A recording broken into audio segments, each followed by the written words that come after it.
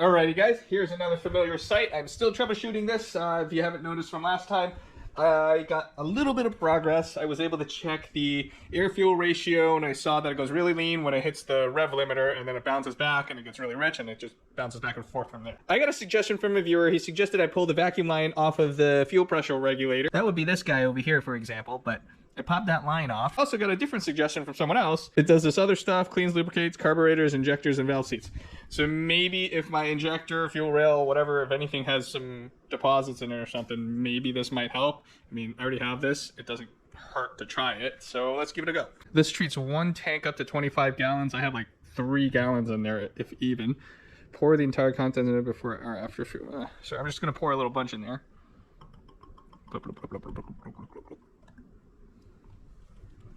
Alright, that's really more than enough, I think. Let's slosh it around. And is this a valid method of shaking it up?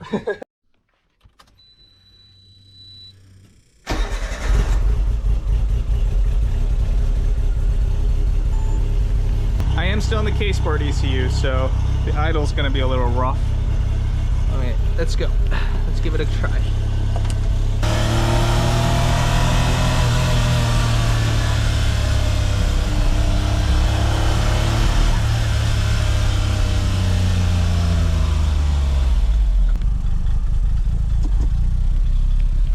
My engine hatch is open, it absolutely stinks, and it's really loud, so I figure driving it will make it warm up faster and whatnot. I think it helps troubleshoot.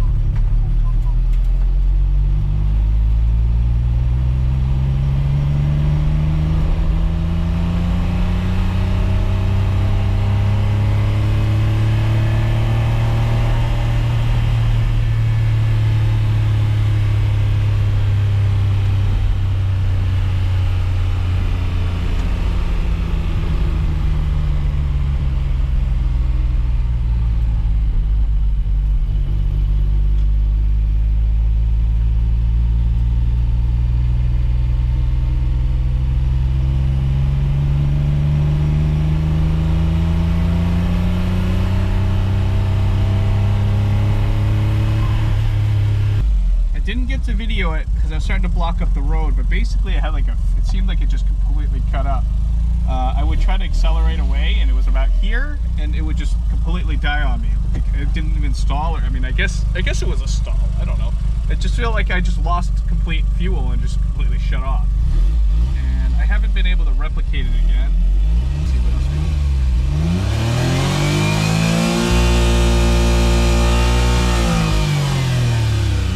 Now it's at about like 7,200.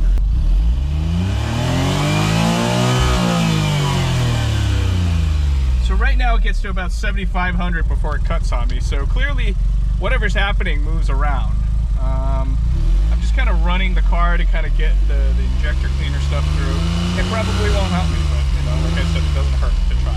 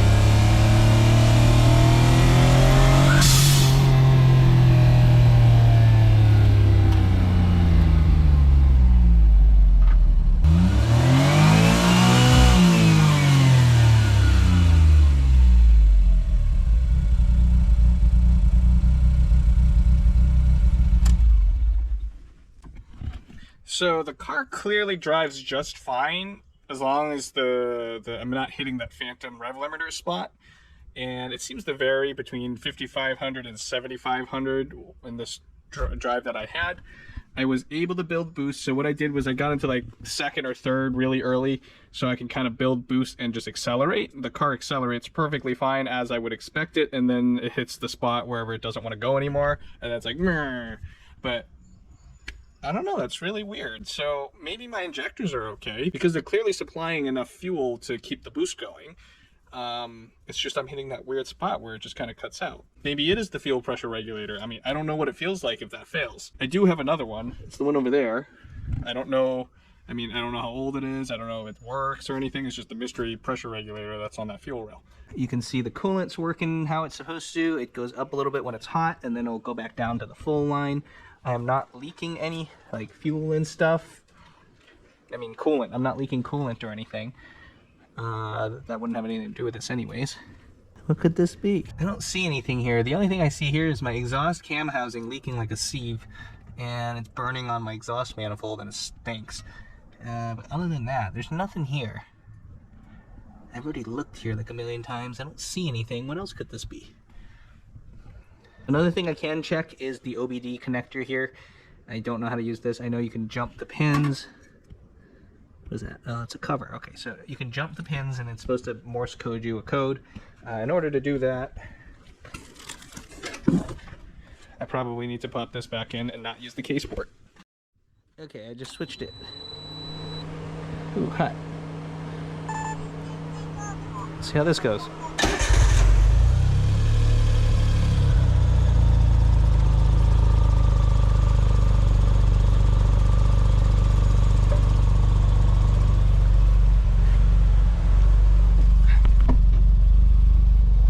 I guess we could go for a quick drive with this.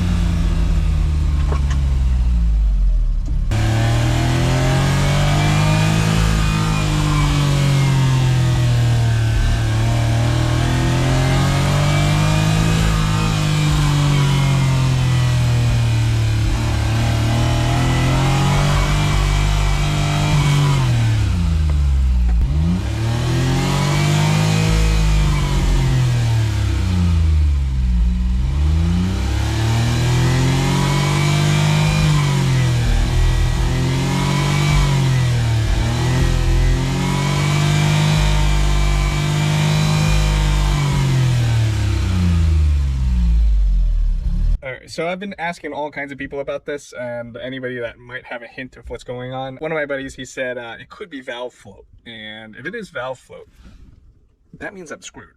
I'm not screwed in the sense of I can't fix it or anything like that, but the problem is that requires me to drop my engine. Because I certainly am not going to be able to get to that cam housing. If the intake comes off, I could probably get at the intake side fairly easy. But the exhaust side... theoretically, I could. Theoretically. There's not much clearance to get to the timing cover. You need to take the cam gears off, and that's the only way you can get this housing out. It's not doable in the car. Well, I don't want to do it in the car. I wouldn't be able to get this car going so I can go to the event at Lime Rock Park on June 22nd. That's why I'm saying I'm screwed. Yeah, we can always fix this, but I wanted to go to the event with my car, and now I can't go with this car. And what I'm gonna do, I have an automatic Suzuki Cappuccino. I guess I could bring that, but it's not gonna be the same. All right, I got a tip to check if okay, I have my Suzukisport in here. Cool. That's why it idles so well.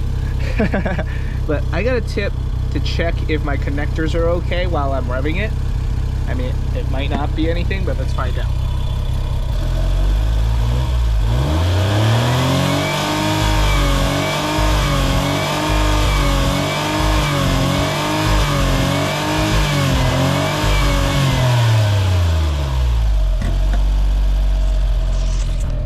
that's not it. Doesn't seem to matter.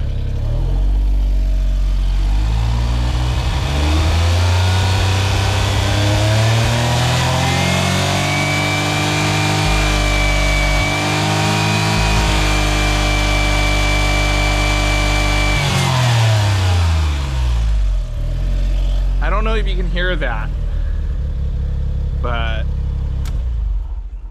I'll turn it off before I choke myself in here. The car is stuck in here with all the sway bars.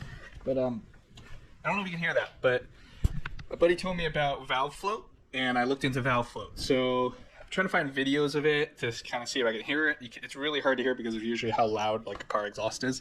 Valve float is where the cam lobe is spinning and it's pushing down on the valve, but the spring is not strong enough to bring it back before the cam lobe comes down and actuates it again. So basically it's not following that weird like egg-shaped lobe. The online descriptions of the noise, it sounds like a machine gun. You can kind of hear my car go brrrrrrrrr when it's riding like right out where the rev limiter is. I can't fix the car right now. The cam housings are not easy to get out of this car. The two cam pulleys need to come out, so basically it's a timing belt job. And then you can get in there to do that, but it's basically an engine out job. When I'm doing that, I've talked about this before, I'm gonna do all the other gaskets and seals anyways. So for the meanwhile, I have nothing to do. I can't use this. You saw in the test earlier, I'm pretty sure my fuel injectors and my fuel pressure regulator is actually okay, because I could actually build full boost, I could maintain the boost, and I feel the full thrust as I should have up until I hit the point of the rev limiter. Now what I'm curious about is like, why does it move around? If the spring is bad, like it's worn out or whatever, it should just be bad all the time, right? Or at least, do you think sometimes it's okay? Because I got that 9,000, almost 9,000 RPM that one time. And I've seen it move around from 5,500, 6,500, 7,200, or whatever. So it definitely moves around. I gotta cut this one here. I'm running out of time to work on stuff again, and this was another whole day of troubleshooting stuff, figuring out what the heck is wrong with my car.